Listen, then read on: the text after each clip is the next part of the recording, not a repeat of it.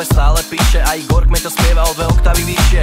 Není to tajomstvo, že chcem byť nej bližšie a z jej pohľadu cítim, že chce, aby som prišiel. Zastavím pri nedávam kalera v kliše, chcem s ňou destravý večer, ktorý chcem, aby vyšiel. Mám ego jak dom, tak ju zoberiem von, však keď ju nezavolám ja, tak ju zavolá on. Ona je iná, taká neschová sa za silikon, jedna z milióna, ozaj čo za milión. Tak teda, poď ku mne, baby, chcem len teba. Musím ťa dostať, máš to, čo iná nemá.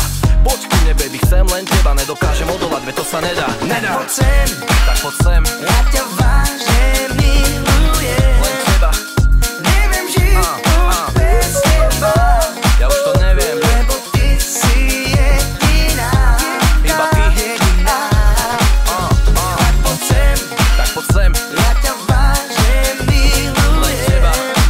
Neviem žiť už bez teba. Neviem. Lebo ty si jediná. Jediná. Boli sme za rande, ja som ho zobral na večeru. Stále sa usmievala na mňa ako na kameru. Smiela sa na každom vtipe, aj keď bol hociak trápny. Že už dlho nezažila večer, že bol tak krásny.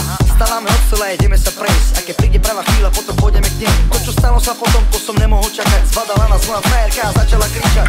Utekam za ňou, nechce počuť ani slovo. Nenechá si vysvetliť, že jak to vlastne bolo. Že chcem iba ju a že bez jej to není ono. A že ona je tá práva, že je moja ako ono. A že každá moja skladba je pre ňu alebo on je. A ona je moja múza, ostatné sú iba trofej. A že keď mi neodpustí, tak môj život nemá cenu. A že tento refrén je venovaný celý len pre ňu.